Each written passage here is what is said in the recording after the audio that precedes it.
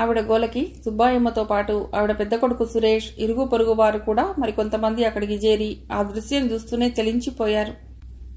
నన్ను లక్ష్మి అన్యాయం చేసిపోయిందో దినా.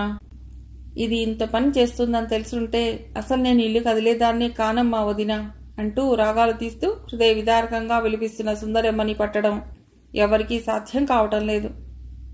కదలక మెదలక నిశ్చలంగా పడుకుని ఉన్నట్టు ఉన్న లక్ష్మి శవం వైపు తల్లి పక్కన నిల్చున్న సురేష్ నీళ్లు నిండిన కళ్లతో చూస్తుంటే అతగాడికి హఠాత్తుగా ఆమె తల పక్కగా ఏదో మడతపెట్టి ఉన్న కాగితం కంటపడింది.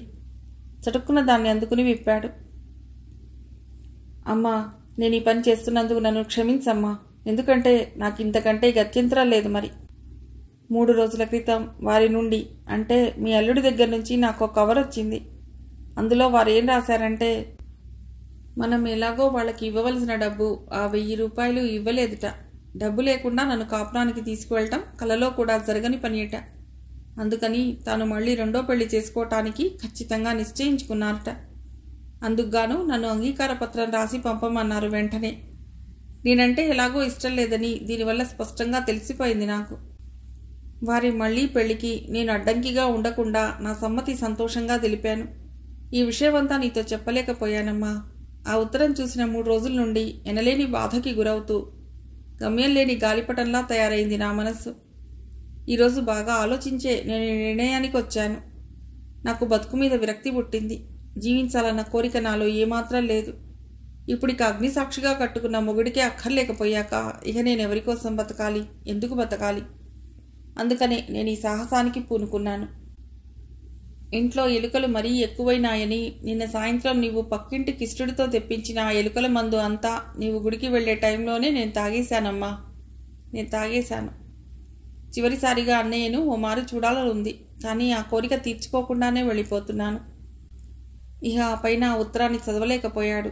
అక్కడి నుండి ఆ కన్నతల్లి దుఃఖం చూడనూ లేకపోయాడు సురేష్. కన్నీళ్లను తుడుచుకుంటూ గుంపుగా తయారైన జనాన్ని తోసుకుని యువతలకొచ్చిన అతడికి అప్పుడే ఊరు నుండి సంతోష ఉత్సాహాలతో వస్తున్న కృష్ణమూర్తి, భాస్కర్ ఎదురైనారు. ఏమిటి సురేష్, మా ఇంట్లో ఎవరో చాలామంది ఉన్నట్లున్నారు. ఏమిటి విషయం? అంతా కులాసానే కదా అంటూ రవ్వంత ఆదుర్దాగా ప్రశ్నించాడు కృష్ణమూర్తి. అతని పక్కనే నిల్చున్న భాస్కర్ను, ఇహ ఇప్పుడు ఎందుకు వచ్చావు, ఎవరికోసం వచ్చావు అన్నట్లుగా నీరసంగా ఓ చూపు విసిరి, ఏం చెప్పమంటావు మూర్తి? ఇన్నాళ్ల వరకు ఎవరి రాక కోసం తప్పించిపోతూ ఎంత ఆశగా నిరీక్షిస్తూ కాలం గడిపిందో, చివరికి అతగాడి ఆగమనం తెలుసుకోకుండానే లక్ష్మి మనల్నందరినీ వదిలి చాలా దూరంగా వెళ్ళిపోయింది మూర్తి, వెళ్ళిపోయింది. దుఃఖభారంతో గొంతుక పొడిపోతుంటే ఇహ ఆ పైన మాట్లాడలేక తన చేతిలోని లక్ష్మి రాసిన ఉత్తరాన్ని భాస్కర్ చేతిలో పెట్టి తలవంచుకుని అక్కడి నుంచి వెళ్ళిపోయాడు గబగబా సురేష్. పిడుగులాంటి ఆ వార్త వినగానే కృష్ణమూర్తి, భాస్కర్ ఒక్కసారిగా నిశ్చేష్టులైపోయారు. ఆ వార్తకి తట్టుకోలేకపోతున్నట్లుగా శరీరమంతా కంపిస్తున్న కృష్ణమూర్తి చేతిలోని బ్యాగ్ ఎప్పుడో పట్టుదప్పి కిందపడిపోయింది. లక్ష్మి అంటూ ఇద్దరూ ఏకకంఠంతో పెద్దగా ఓ గావుకేక పెడుతూ లోపలికి పరుగు తీశారు. హలో, ఎవరండి ఇంట్లో? వంటింట్లో పనిచేసుకుంటున్న దుర్గకి ఆ పిలుపు, వీధి తలుపుల్ని ఎవరో టకటకా కొట్టిన శబ్దము వినవచ్చి వచ్చే వచ్చే అంటూ గబగబా యువతలకొచ్చింది. శ్రీనివాసరావు ఇంట్లో ఉన్నాడా అండి? బయట ఉన్న అతడు మళ్ళీ అడిగాడు. లేరండి, ఇంకా కాలేజీ నుండి రాలా. ఈ పాటికి వస్తూనే ఉంటారు దారిలో సౌమ్యంగా సమాధానమిస్తూ దుర్గ తలుపుల్ని తెరిచింది. ఎదురుగుండా చిరునవ్వు మొహంతో నిల్చున్న భర్తను చూసి ఓ క్షణం తెల్లబోయి, మీరా? ఆశ్చర్యంగా అంది. అవునోయ్, నేనే. నిన్ను ఆట ఆడిద్దాం అనుకున్నాను, కానీ ఏదో పోనీలే అని ఇంతటితో ఊరుకున్నాను. గొంతు మార్చి మాట్లాడేసరికి నన్ను గుర్తుపట్టలేకపోయావు గదూ? నవ్వుతూ అడుగుతూ లోపలికొచ్చాడు శ్రీనివాసరావు. నిజం సుమండి, నేను గుర్తుపట్టలేకపోయాను. ఎవరో అనుకున్నాను అంటూ నవ్వింది దుర్గ కూడా. అతడు కుర్చీలో కూర్చుని బూట్స్ విప్పుకుంటూ అన్నాడు. నీకో మంచి శుభవార్త తెచ్చాను దుర్గా. ఏమిటండి ఆ శుభవార్త? త్వరగా చెప్పండి. అబ్బా, ఎంత ఆశ! అంత త్వరగా చెప్తాననుకున్నావా ఏమిటి? చెప్తే నాకేమిస్తావు? భార్య వంక కొంటెగా చూస్తూ చిలిపిగా నవ్వాడతడు. నేనేమి ఇవ్వగలను? చెప్తే చెప్పండి, లేకపోతే లేదు బాబు. నాకు అవతల వంటింట్లో పనుంది. అంటూ అతడు విడిచిన బూట్స్ను పక్కకి తీయటానికి వంగిన భార్య నడుం పట్టి అమాంతం ఒక్కసారిగా తన మీదకి లాక్కుంటూ, నీ దగ్గర ఏమీ లేదా దుర్గా నాకు ఇవ్వటానికి? గుసగుసగా అడిగాడు. అంటూ పెదాలు బిగించి తల అడ్డంగా ఊపింది. ఓహో అలాగా, అయితే నీ దగ్గర ఉన్నదేమిటో నేనే తీసుకుంటాను. నేను చెప్పబోయే శుభవార్తకి ప్రస్తుతానికి ఇది చాలు అంటూ ఆమెని తన కౌగిట్లో బంధించి బిగ్గరగా పెదవులపై గట్టిగా ముద్దు పెట్టుకున్నాడు. అబ్బా వదలండి, గుమ్మానికి ఎదురుగా కూర్చుని ఏమిటి మీ చేష్టలు? చిరుకోపంగా అంటూ పవిట చెంగుతో పెదాలను తుడుచుకుంది దుర్గా. మీ చెల్లాయి ఉత్తరం రాసిందోయ్. నిజంగా? ఏది ఇటివ్వండి చూస్తాను. ఏం రాసింది? 12వ తేదీన తానిక్కడికి వస్తుందిట. బస్టాండ్కు నన్ను రమ్మని రాసింది అంటూ షర్టు జోబులో నుంచి సత్యవతి రాసిన కార్డ్ తీసి భార్యకు అందించాడు. 12 అంటే ఎల్లుండే కదండి, దుర్గా ఉత్సాహంగా అంది. ఆహా ఎల్లుండే, కీచు గొంతుకతో భార్యని వెక్కిరిస్తూ కుర్చీలోంచి లేచాడతడు. బాత్రూంలోకి వెళ్ళి త్వరగా మొహం కడుక్కుని రండి, పకోడీలు చేశాను. అవి వేడివేడిగా తింటేనే బాగుంటాయి, చల్లారిపోతే ఏం బాగుండవు. నేను టిఫిన్ ప్లేట్లు పట్టుకొచ్చేసరికి మీరు టేబుల్ దగ్గర రెడీగా ఉండాలి తెలుసా అని నవ్వుతూ భర్తని హెచ్చరించి దుర్గా వడివడిగా వంటింటి వైపు వెళ్ళింది. బట్టలు మార్చుకుని టవల్ తీసుకుని శ్రీనివాసరావు బాత్రూం వైపు నడిచాడు. సుందర్ ఓ చిన్న రూమ్ అద్దెకు తీసుకుని అందులో ఉంటూ హోటల్లో భోజనం చేస్తూ ఫ్యాక్టరీలో బాధ్యత గల వ్యక్తిగా అతి జాగ్రత్తగా పనిచేస్తూ స్వశక్తి మీద సంపాదిస్తున్న జీతంతో డబ్బు విలువ ఏమిటో బాగా అవగాహన చేసుకుని పొదుపుగా ఖర్చు పెడుతూ కాలం గడుపుతున్నాడు. అంతకు మునుపు పరీక్షల ముందెప్పుడు అసలు పుస్తకాలే తెరిచి చూసేవాడు కాదు సుందర్. మరిప్పుడేమో ఏ వ్యాపకాలు లేకుండా మనస్సును పూర్తిగా చదువు మీదే లగ్నం చేసి కడు శ్రద్ధగా ఏకదీక్షగా చదువుతున్నాడు పట్టుదలతో. సుందర్ అప్పుడప్పుడు వాసు వాళ్ళింటికి వెళ్ళి రావుగారితోనూ వాళ్ళమ్మాయి ప్రేమలతోనూ కాసేపు కబుర్లు చెప్పి వస్తుండేవాడు. ఆ పరిచయమే సుందర్ ప్రేమల మధ్య మరింత సన్నిహితంగా మారి ఒకరి పట్ల ఒకరికి ప్రేమానురాగాలు అంకురించి విడలేని బంధంగా అయిపోయింది. ఒక్కరోజు ఆ అమ్మాయిని చూడకుండా ఉంటే పిచ్చెత్తినట్లుగా ఉండేది అతడికి. ప్రేమల కూడా అతడంటే వల్లమాలిన ప్రేమ కనబరిచేది. తాను ఈ జన్మలో బిఏ పరీక్ష పాస్ కాలేనని, అన్న అమ్మ అన్నయ్యల మాట మీద పెరిగిన కసి కోపం వల్ల అయితేనేం, తాను వాళ్ళిద్దరి ముందు చేసిన ప్రతిజ్ఞ ఫలితమైతేనేం, స్వయం కృషితో పట్టుదలగా చదివి అన్ని పేపర్లు చాలా చక్కగా రాసిన సుందర్ చివరికి తన శపథం నెరవేర్చుకునేలా ఘన విజయం సాధించాడు కూడా. రిజల్ట్స్ వచ్చిన రోజు సుందర్ ఆనందోత్సాహాలకి అంతులేకపోయింది. ఫస్ట్ క్లాస్ వచ్చిన తన నెంబర్ని సంతోషంతో చళచళలాడుతున్న నేత్రాలతో మళ్ళీ మళ్ళీ చూసుకుని మురిసిపోసాగాడు. పేపర్ అలాగే చేతిలో పట్టుకుని ఆనందాతిశయంతో తమ ఇంటికి నేరుగా పరిగెత్తుకుని వచ్చిన సుందర్కు ప్రేమల, వాసు ఇద్దరూ నిండు మనసుతో సంతోషంగా తమ అభినందనలని తెలిపారు. ఆ ఆనంద శుభ సందర్భాన్ని పురస్కరించుకుని ఆ రోజే సాయంత్రం సుందర్ స్వీట్స్ తీసుకుని రావుగారింటికి వచ్చాడు. ఆ సమయంలో వాసు ఇంట్లో లేడు. వరండాలోనే ఎదురైన ప్రేమల రండి రండి అంటూ చిరునవ్వు మొహంతో ఆహ్వానించింది. అతడు లోపలికి వస్తూ వాసుగారు లేరా అండి అంటూ అడిగాడు. లేరండి, ఇందాకనే ఏటో వెళ్ళాడు. కారణం ఏమిటో గాని అన్నయ్య మనస్సు ఈ మధ్య కొన్నాళ్ల నుండి ఏం బాగోలేదండి. ఎప్పుడు ఏదో ఆలోచిస్తూ పరాగ్గా ఉంటాడు, లోలోనే బాధపడుతూ ఉంటాడు. ఎంత అడిగినా విషయం ఏమిటో చెప్పడు. మీరనేది నిజమేనండి, ఆ సంగతి నేను కూడా గమనించాను. మా అన్నయ్యకి మీరు బాగా సన్నిహితులైనారు. ఆ చనువు పురస్కరించుకుని మా అన్నయ్య అలా ఉండటానికి సంగతేమిటో అడిగి తెలుసుకోవటానికి ప్రయత్నించలేకపోయారా? ఏమిటి నేనా? ఇంట్లో వాళ్ళు మీతోనే చెప్పంది, వారి బాధ నాతో మాత్రం ఏం చెప్తారండి అని ఆశ్చర్యంగా అన్నాడు ఈ మారు సుందర్. అవును, మీ చేతిలో ఏమిటా ప్యాకెట్? రండి ఈ కుర్చీలో కూర్చోండి అంటూ గోడవారగా ఉన్న కుర్చీని కాస్త అతడి ముందుకు నెట్టింది. నేను పరీక్ష పాస్ అయిన సందర్భాన్ని పురస్కరించుకుని మీ అందరి నోళ్లు కాస్త తీపి చేద్దామని స్వీట్స్ పట్టుకొచ్చాను అంటూ నవ్వుతూ కుర్చీలో కూర్చుని ప్యాకెట్ విప్పి ఆమె ముందుంచాడు. ప్రేమల చిన్నగా నవ్వుతూ అందులో నుండి ఓ మైసూర్ పాక్ ముక్క తీసుకుని సుతారంగా నోట్లో పెట్టుకుని కొరకసాగింది. మరి నాతో పాటు కంపెనీకి మీరు ఓ ముక్క తీసుకోండి. ఓకే, నవ్వుతూ సుందరం కూడా ఆమె అందించిన ముక్కని మక్కువగా తీసుకుని తినసాగాడు. చూడండి, మీరు నాన్నగారితో కాస్త మాట్లాడుతూ ఉండండి. నేను ఇప్పుడే క్షణంలో మీకు రుచికరమైన కమ్మటి కాఫీ కాచి పట్టుకొస్తాను ఉండండి నో, ఇప్పుడు కాఫీ గీఫీ ఏమీ అక్కర్లేదండి. మీరిలా నా ఎదురుగుండా కూర్చుని కాస్త ఏమైనా కాలక్షేపానికి కబుర్లు చెప్పండి. నేను హాయిగా వింటాను. కొంటె చూపులతో నవ్వుతూ చూశాడతడు. ఆ మాటలు వింటూనే ప్రేమలా కిలకిలా నవ్వింది.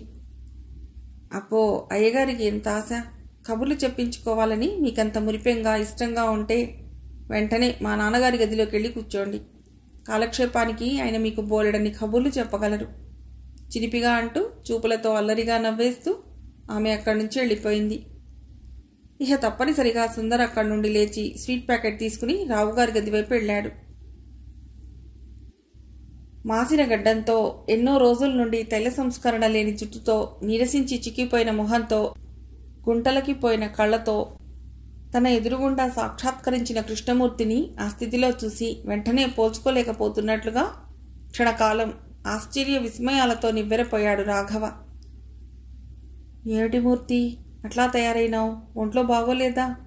అసలు నీవు ఊరి నుంచి ఎప్పుడొచ్చావు ఇక్కడికి? ఆతృతానందోళనలతో గబగబా ప్రశ్నించాడు. ఈరోజే ఉదయం వచ్చానండి, నూతిలో నుండి వినిపిస్తున్నట్లుగా హీనస్వరంతో చెప్పాడు. ఈ మారు రాఘవ అతని భుజం పట్టి ఒక్క కుదుపు కుదిపి, ఏమిటి మూర్తి నీ వాలకం? నీ ఒంట్లో పులసాగా లేనట్లుందే అన్నాడు ఈ మారు మరింత కదుర్దాగా. కృష్ణమూర్తి జీవం లేని ఓ పొడి నవ్వు నవ్వాడు. నాకు ఒంట్లో బాగాలేకపోవటం ఏమిటి రా ఇలా ఉంటేను అంటూ జేబులో నుండి ఓ కవర్ తీసి అతడికి ఇవ్వబోయాడు కృష్ణమూర్తి. ఏమిటది? విస్తుపోతూ అడిగాడు రాఘవ. మీరిచ్చిన డబ్బు. డబ్బా? ఏమైంది? వాళ్ళకి ఇవ్వలేదా? వాళ్ళకి ఇవ్వటానికి ఈ డబ్బు అవసరం లేకపోయింది రాఘవ గారు. మీరు మీ డబ్బు తీసుకోండి కన్నీళ్లతో చెప్పాడు కృష్ణమూర్తి. అంటే ఏమిటి నీవనేది?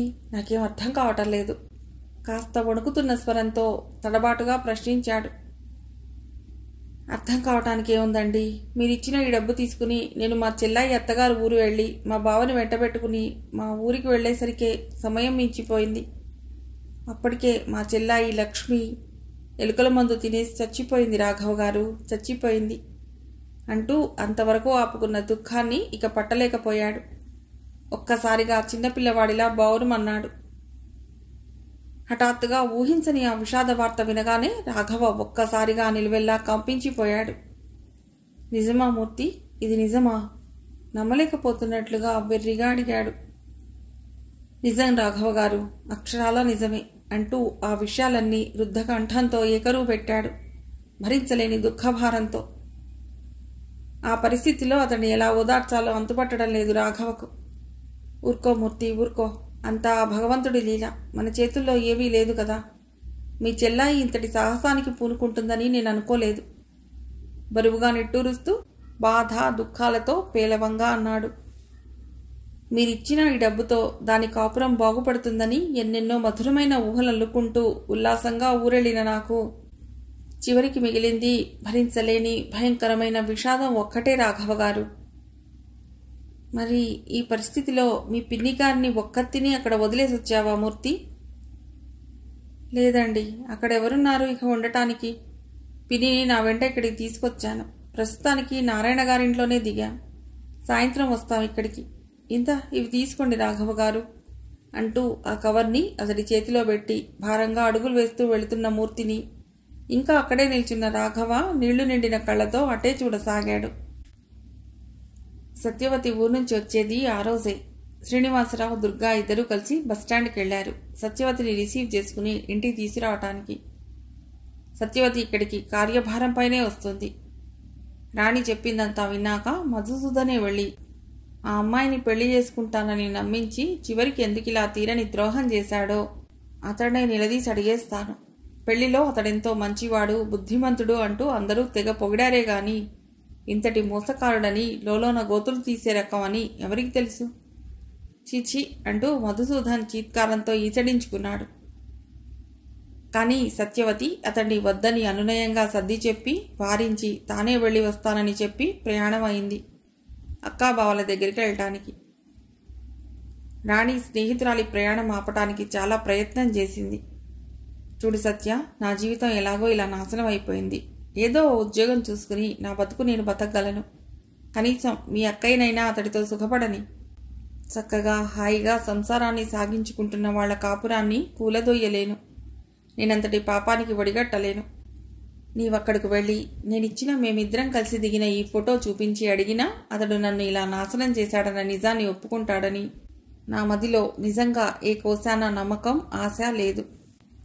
కాబట్టి ఈ నిజం మన ఈ నలుగురిలోనే నిలిచిపోని. నా ఈ మాట విను సత్య అంటూ ఎంతగానో ప్రాధేయపడింది. కానీ సత్యవతి తన పట్టు వదలలేదు. ఊరికి వెళ్ళటానికే నిశ్చయించుకుని అక్కయ్య పేర ఓ కార్డు రాసింది. తాను ఫలానా రోజు అక్కడికి వస్తున్నట్లుగా రాసిన ఆ రోజు సత్యవతి బయలుదేరి రానే వచ్చింది. బస్టాండ్కి వచ్చిన అక్కాబావల్ని గమనించింది సత్యవతి. దుర్గ పక్కనే నిల్చున్న అందమైన యువకుడిని బావగారిగా గుర్తించి బస్సులో నుండే ఓ క్షణం కళ్ళు నిలవేసి పరీక్షగా చూసింది సత్యవతి. పక్కన నిల్చుని ఫోటో తీయించుకున్న అతడికి ఇతడికి మనిషిలో ఏమాత్రం తేడా లేదు. కానీ శ్రీనివాసరావు అంతటి నయవంచకుడు తన ప్రియమైన అక్కయ్యకు భర్తగా లభించినందుకు లోలోన ఎంతో బాధగాను దిగులుగాను ఉందామెకు. చేతిలోని బ్యాగ్ని భుజానికి తగిలించుకుని లేని నవ్వు పెదవులపైకి తెచ్చుకుని బస్ దిగి హలో అక్కయ్య కులాసా అంది హుషారు కనబరుస్తూ. ఆహా కులాసానే. అవును, అదేమిటే సత్య, నీవు కాస్త చిక్కిపోయినట్లుగా అగుపిస్తున్నావు. ఒంట్లో బాలేదా ఏమిటి? ఊళ్ళో మదన్నయ్య, వదిన, పాప అంతా బాగున్నారు కదా? బాగానే ఉన్నారు. అయ్యో నామతి బండ, ఇదిగోనే సత్య మీ బావగారు, పరిచయం చేయటం మర్చిపోతున్నాను అంది దుర్గ నవ్వుతూ చెల్లెలికి భర్తని చూపెడుతూ. బతికా, పర్వాలేదు, ఇప్పటికైనా మీ అక్కయ్యకి నేను గుర్తొచ్చానమ్మా అంటూ నవ్వాడు శ్రీనివాసరావు. నమస్కారం అండి, మీ పెళ్లికి కాదు మా అక్కయ్య పెళ్లికి రాలేకపోయాను మర్యాద ఉట్టిపడే స్వరంతో ఎంతో వినయంగా అంది సత్యవతి. పర్వాలేదమ్మా, ఇప్పుడొచ్చావుగా అతడు నిండుగా నవ్వుతూ ఆటో తీసుకురావడానికి వెళ్ళాడు. ఇంటికి వస్తున్నప్పుడు దారిలో సత్యవతి ఆలోచనలన్నీ వాళ్ల బావ చుట్టూ తిరగసాగాయి. ఇంత సౌమ్యుడిగా మంచి మర్యాదస్తుడిలా అగిపిస్తున్న ఇతడు రాణికంతటి ద్రోహం చేసిన వ్యక్తి అంటే సత్యవతికి లోలోన ఎందుకనో కొంచెం ఆశ్చర్యంగానూ వింతగానూ అనిపిస్తుంది. దుర్గ అడిగే ప్రశ్నలన్నింటికీ ముక్తసరిగా జవాబులిస్తూ రాణి విషయం ఇతడితో ఎప్పుడు ప్రస్తావించాలి, ఎలా ప్రస్తావించాలి మొదలగు విషయాలన్నీ మదిలోనే మనన చేసుకుంటూ ఉండగానే అంతలోనే ఇల్లొచ్చేసింది. మేకామి అన్న మాట విని అంతదాకా ఏకదీక్షగా బాధాతప్తమైన మనసుతో చూస్తున్న చేతిలోని ఫోటోని రవ్వంత తత్తరపాటుతో గబుక్కున జేబులో దాచేసుకుని ఉలిక్కిపడ్డట్లుగా గుమ్మం వైపు దృష్టి సారించాడు వాసు. అయినా కూడా ఆ విషయం గుమ్మం దగ్గర నిల్చున్న వ్యక్తి బాగానే గమనించాడు. ఓహో, నువ్వా సుందర్, అక్కడ నిల్చుండిపోయావే, లోపలికి రాబోయ్ చిన్నగా నవ్వుతూ ఆహ్వానించాడు. సుందర్ మౌనంగా లోపలికొచ్చి అతడికి ఎదురుగుండా మరో కుర్చీలో ఆసీనుడైనాడు. ఏటై సుందర్, ఉదయం నీవు ప్రేమలతో మీ ఊరికి వెళ్లాలనుందని అన్నావుట, నిజమేనా ఆ విషయం? అవునండి, అన్నా నా మాట. నేను ఎలాగో బిఏ పరీక్ష పాస్ అయినాను, మీ ఫ్యాక్టరీలో మంచి ఉద్యోగమే దొరికింది. ఇక నాకేం భయం. ఓ మారు మా వాళ్ల దగ్గరికి వెళ్ళి అన్నమాట నిలబెట్టుకున్నానని నిరూపించుకోవాలనుంది. ఆ మాట విని వాసు ఎందుకనో చిన్నగా అదోలా నవ్వాడు. ఆ నవ్వుకు అర్థమేమిటో తెలియని సుందర్ ఆశ్చర్యంగా అతడికేసే చూడసాగాడు. అంతలోనే అదోలా గంభీరంగా తయారైన అతడి మొహాన్ని పరీక్షగా చూస్తూ ఏమిటండి, ఉన్నట్లుండి మీరలా అయిపోయారు ఆదుర్దాగా ప్రశ్నించాడు సుందర్. నేనా? అబ్బే ఏం లేదు సుందర్, ఏమీ లేదు. ఎందుకనో కానీ ఈరోజు నా మనసు ఏం బాగోలేదు. కాస్త తడబాటుతోనే పేలవంగా అన్నాడు ఈ మారు వాసు.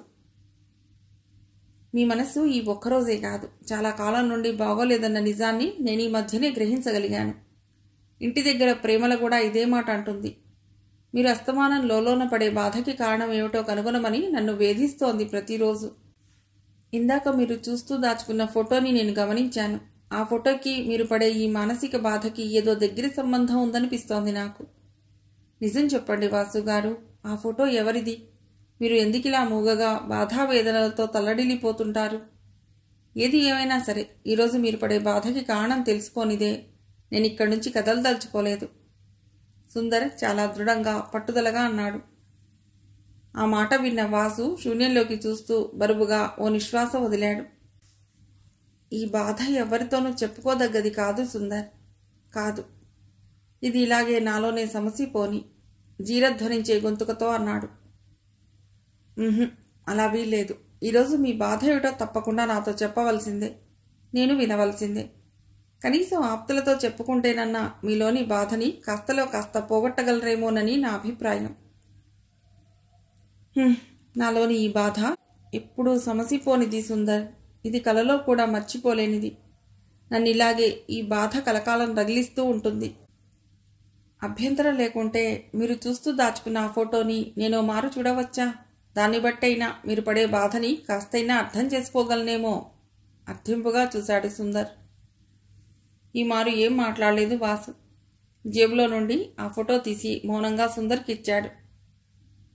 సుందర్ చేతిలోని ఆ ఫోటోను ఓ క్షణం పరీక్షగా చూసి దీర్ఘంగా ఓ నిశ్వాస వదిలి అన్నాడు. అర్థమైందండి. మనసారా ప్రేమించిన ఈ అమ్మాయి మిమ్మల్ని దగా చేసిందనుకుంటాను. దగా చేసింది ఆ అమ్మాయి కాదు సుందర్, నేనే ఆ అమ్మాయిని మోసం చేశానేమో అంటూ బాధగా నుదురుద్దుకోసాగాడు. అంటే ఏమిటి మీరనేది? నాకేం అర్థం కావటం లేదు. మరి ఇప్పుడు ఈ అమ్మాయి ఎక్కడుంది? మరి ఇంకెవరినన్నా వివాహం చేసుకుందా? ఆదుర్దాగా అడిగాడు సుందర్. ఏమో అన్నట్లుగా పేలవంగా పెదవి విరిచాడు వాసు. ఆహా, అలా కాదు వాసు. అసలు విషయం ఏమిటో మీరు ఈరోజు నాతో ఖచ్చితంగా చెప్పవలసిందే. పట్టువదలని విక్రమార్కుళ్లా దృఢంగా అన్నాడు ఈ మారు సుందర్. టూకీగా చెప్పాలంటే 2 ముక్కల్లో చెప్పవచ్చు.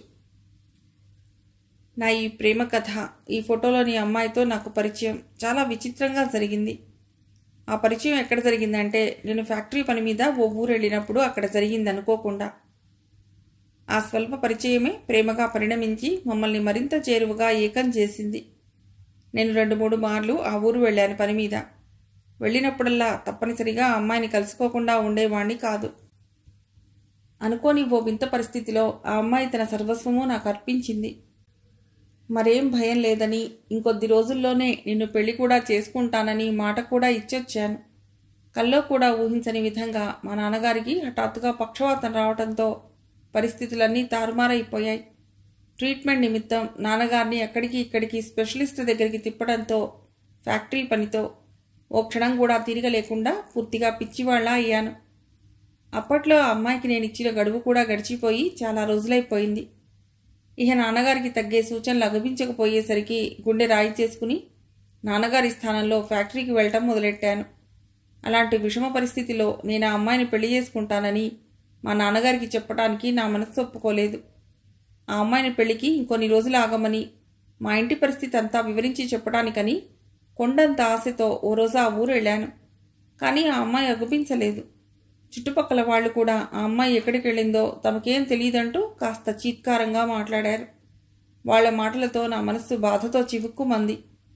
ఇక చేసేది లేక దుఃఖపూరితమైన హృదయంతో ఊరికి తిరిగొచ్చాను. ఆనాటి నుండి నేటి వరకు నేను ఆ అమ్మాయి కోసం వెతుకుతూనే ఉన్నాను సుందర్. కానీ లాభం లేకపోయింది. ఆ అమ్మాయి జీవితంలో మళ్లీ నాకు అగుపించకుండా నన్ను వంచకునిగా, మోసగానిగా, క్రూరంగా చిత్రించుకుని ఈ లోకం నుండే శాశ్వతంగా వెళ్ళిపోయి ఉంటుందని నా ఉద్దేశం అంటూ వృద్ధస్వరంతో వాసు చెప్పడం ముగించాడు. అంతా మౌనంగా విన్న సుందర్ మనస్సు బాధతో చెలించింది. అంటే ఏమిటి మీరనేది? ఆ అమ్మాయి ఆత్మహత్య చేసుకుని ఉంటుందని మీ అభిప్రాయమా? నీళ్లు నిండిన కళ్ళతోనే అవునన్నట్లు తలపంకించాడు వాసు. అలా ఎందుకు అనుకోవాలి?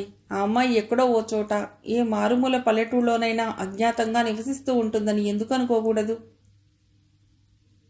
అలా ఎన్నటికీ జరగదు సుందర్. ఎందుకంటే నాలాంటి వాడికి సర్వస్వము అర్పించుకుని పతిత అని ముద్ర వేయించుకుని మన ఈ సమాజంలో ఓ ఆడది ఒంటరిగా జీవించడం చాలా అసాధ్యం అంటూ ఆ ఫోటోని అందుకుని జేబులో నుండి పర్స్ తీసి అందులో జాగ్రత్తగా ఉంచి మళ్ళీ జేబులో దాచుకున్నాడు. ఈ విషయం ఇక ఇంతటితో ముగించి నీతో నేను ఓ ముఖ్యమైన సంగతి మాట్లాడాలనుకుంటున్నాను సుందర్ అన్నాడు మెల్లిగా తలెత్తి చూస్తూ. నాతోనా? ఏమిటండి అది? ఆరాటంగా ప్రశ్నించాడు. మా చెల్లాయి ప్రేమలను నీకిచ్చి వివాహం చేయాలనుకుని నిశ్చయించుకున్నాం. నేను, నాన్నగారు. చెల్లాయి అభిప్రాయం కూడా కనుక్కున్నాం. అది మనస్ఫూర్తిగా ఇష్టపడింది కాబట్టి నీ ఉద్దేశం కూడా తెలుసుకుని వీలైనంత త్వరలో ముహూర్తం పెట్టించడానికి వీలవుతుందని నా అభిప్రాయం. సిగ్గుపడుతున్నట్లుగా ఓ క్షణం మౌనం వహించి తలవం చేసుకున్నాడు సుందర్. అలా సిగ్గుపడితే కాదోయ్. మరి నీ ఉద్దేశం చెప్తే నీవు వెళ్ళేటప్పుడు నేను మా నాన్నగారు కూడా మీ ఊరికొచ్చి మీ వాళ్లతో అన్ని విషయాలు మాట్లాడవచ్చు. మీ నాన్నగారు కూడా వస్తారా మా ఊరు? అది ఆశ్చర్యమో ఆనందమో అర్థం కానట్టుగా అడిగాడు సుందర్. మా నాన్నగారు మన వెంటే వస్తారు. రైల్లో ఆయన్ని తీసుకువెళ్ళటానికి ఇబ్బంది అవుతుంది గనక అంతా కలిసి కారులో వెళదాం మీ ఊరు. నాన్నగారు లేకుంటే నా బొంద, నేనేం మాట్లాడగలను పెళ్లి విషయాలు మీ వాళ్లతో అంటూ వాసు అదోలా చిన్నగా నవ్వాడు. అరే మాట్లాడవేమోయ్, అలా మౌనంగా ఉండిపోయావు. నేను ఇందాక అడిగిన ప్రశ్నకి సమాధానం చెప్పలేదాయే? ఏ ప్రశ్న అండి? అదేనండి, మా చెల్లాయిని వివాహం చేసుకోవటానికి ఇష్టమున్నది లేనిది. ఓరగా చూస్తూ నవ్వుతూ కళ్ళెగరేస్తూ అడిగాడు వాసు. ప్రేమలని చేసుకోవటానికి నాకు మనసారా ఇష్టమేనండి, కానీ అంటూ ఏదో సంశయంతో ఆగిపోయాడు సుందర్. కానీ అంటే మరింకా ఏమిటో నీ సందేహం? నాకన్నా పెద్దది మా అక్కయ్య ఉంది. ఆమె పెళ్లి కానిదే ముందుగా అప్పుడే నా పెళ్లి ఎలా జరగటానికి వీలవుతుంది? అలాగా, మీ అక్కయ్య పెళ్లి అయ్యాకనే నీ పెళ్లి జరుగుతుంది. దానికింత సందేహం ఎందుకో? మీ అక్కయ్య పెళ్లి వరకు మేము ఆగుతాం, సరేనా? ఓ మంచి రోజు చూసుకుని మీ ఊరు వెళదాం, ఏమంటావు? ఇక నేనేమంటాను, మీ ఇష్టం. సుందర్ అలా అంటుండగానే టేబుల్ మీదున్న ఫోన్ గణగణా మోగింది. వాసు వెంటనే రిసీవర్ చేతిలోకి తీసుకుని హలో అన్నాడు. నో, నేను నమ్మను. ఇదంతా నాపై ఎవరో గిట్టని వాళ్లు కల్పించిన కట్టుకథ. పట్టలేని కోపంతో అరిచినట్లుగా అన్నాడు శ్రీనివాసరావు. అలా గొంతు చించుకుని అరిస్తే లాభం లేదు. కట్టుకథ ఎంతమాత్రమూ కాదు, ఇదంతా పచ్చి నిజం. సత్యవతి అంతకంటే గట్టిగా వాదించింది. అయితే ఏమిటి నీవనేది? ముక్కు మొహం తెలియని ఆవిడెవరో ఆ రాణికి నాకు సంబంధం ఉందనా నీ ఉద్దేశం? నా ఉద్దేశం ఏమిటి బొందా? అది అక్షరాల నిజం. ఆ అమ్మాయి ఇప్పుడు వట్టి మనిషి కూడా కాదు.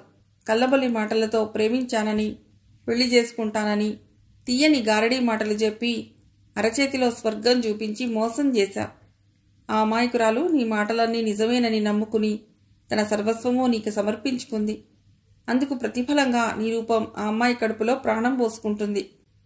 నా స్నేహితురాలైన రాణిని ఎందుకలా నమ్మించి మోసం చేసి ఏమీ ఎరుగని బుద్ధిమంతుల్లా నటించి మా వాళ్ల కళ్లలో కారం కొట్టి చివరికి మా అక్కయ్యని పెళ్లి చేసుకున్నావు. ప్రేమ కలాపాలు ఒకరితో, పెళ్లి ఇంకొకరితోనా? ఇదేనా నీ మంచితనం? ఇలా ఇంకా ఎంతమంది అమాయకులైన ఆడపిల్లల జీవితాలతో చిలగాటమాడదలుచుకున్నావు? నీ ఈ అసలి స్వరూపం అక్కయ్యకు తెలిస్తే అది బాధతో ఎంత కుమిలిపోతుందో తెలుసా? ఆ బాధ భరించలేక గుండె పగిలి చస్తుంది. నీవు చెప్పేదంతా నాకు అనవసరం. నేను ఎలాంటి తప్పు చేయలేదు. నాకేం భయం? నేను నీవనుకున్నటువంటి నీచుణ్ణి, మోసగాడిని, దుర్మార్గుణ్ణి కాదు. ఆ రాణి ఎవరో, ఆమె ముఖం నేను ఎరుగను. ఆ రాణితోనే కాదు, మరే అమ్మాయిలతో కూడా నాకు పరిచయమే లేదు. నీవు నమ్మినా నమ్మకపోయినా ఇదంతా నిజం. దృఢ నిశ్చయంతో గంభీరంగా అంటూ కుర్చీలోంచి విసురుగా లేవబోయాడు శ్రీనివాసరావు. ఆగండి, అప్పుడే ఎలా వెళ్తారు మీరు? చెప్పిందంతా వెర్రిగా నమ్మటానికి నేనేం రాణిని కాదు. ఆ విషయం గుర్తుంచుకోండి ఖచ్చితంగా అంటూ లేచి గోడకి తగిలించి ఉన్న తన బ్యాగ్ దగ్గరికి వెళ్ళి అందులోంచి రాణి దగ్గర నుండి తెచ్చిన ఫోటో తీసుకుని అతని దగ్గరగా వచ్చింది సత్యవతి. ఏమిటది? చిరాగ్గా అంటూ కనుబొమ్మలు ముడిచాడతడు. రాణిని మీరెప్పుడూ చూడలేదన్నారుగా పాపం, ఓ మారు చూపెడదామని దాని దగ్గర నుండి తీసుకొచ్చాను అని వెటకారంగా సాగదీస్తూ ఆ ఫోటోని అతడి ముందుంచింది. ఆ ఫోటో చూస్తూనే కొయ్యబారిపోయాడు శ్రీనివాసరావు. ఏం బావగారు, షాక్ తిన్నట్లయ్యారు? రాణిని చూశారుగా, గుర్తుపట్టగలిగారా? నేను ఈ అమ్మాయి పక్కన ఈ ఫోటోలోకి ఎలా వచ్చాను? భయాందోళనలతో వణుకుతున్న స్వరంతో తడబాటుగా అన్నాడు. ఆ మాటలకు సత్యవతి బిగ్గరగా నవ్వింది. మీ రూపం ఈ ఫోటోలోకి ఎలా వచ్చిందనా మీ సందేహం? దాందే ఉంది. స్టూడియోకెళ్ళి కెమెరా ముందు నిల్చుని క్లిక్ మనిపించుకుంటే వస్తుంది. మీరు రాణి కలిసి తీయించుకున్న ఈ ఫోటో నిజంగా చాలా బాగుంది. ఏమంటారు? ఊరగా చూస్తూ వ్యంగ్యంగా అంటున్న ఆమె మాటలేవి అతడి చెవికెక్కడం లేదు. అతడి మనస్సంతా లెక్కలేనని ఆలోచనలతో గజిబిజిగా తయారైంది. బుర్ర గిర్రున తిరిగిపోసాగింది. ఏం బావగారు, ఇక ఇప్పుడైనా మీరు నిజాన్ని ఒప్పుకుంటారనుకుంటాను. నో, నాకేం తెలీదు. నేనే పాపము ఎరుగను. నేను ఈ రాణి మొహమే చూడలేదెప్పుడు. నాకు ఆమెకు ఇలాంటి సంబంధమూ లేదు. ఆపుకోలేని ఆవేశంతో అరిచాడు శ్రీనివాసరావు. సంబంధం లేదని అలా అంత తేలిగ్గా కొట్టిపారేయకండి. ఒక్క మాట చెప్పండి, ఈ ఫోటోలో రాణి పక్కన ఉన్నది మీరు కాదంటారా? అది కూడా అబద్ధమా? నేనా? అవును. ఏమో, నాకేం తెలీదు. ఆహా, కాదు కాదు, అందులో ఉన్నది నేను కాదు. ప్లీజ్ సత్యవతి, ఇది నిజం. ఆమె ఎవరో నాకేం తెలీదు. నన్ను నమ్ము. అనవసరంగా లేనిపోని ఈ వెర్రిమొర్రి కట్టుకథలతో నా మీద నీచమైన అభాండం వేసి హాయిగా సాగుతున్న మా సంసారంలో కలతలు లేపి చిన్నాభిన్నం చేయకు. నేను వేడుకుంటాను. అర్థిస్తున్నట్టుగా బేలగా చూస్తూ 2 చేతులు జోడించాడు శ్రీనివాసరావు. అతని మాటల్ని ఖండిస్తూ సత్యవతి తీవ్రంగా ఇంకేదో మాట్లాడబోతుండగానే అంతట్లోనే గది గుమ్మం దగ్గర ఏదో అలికిడయింది. ఇద్దరూ ఉలికిపాటుతో అటు చూసి నిశ్చేష్టులైపోయారు. మిగిలిన కథ తరువాతి భాగంలో.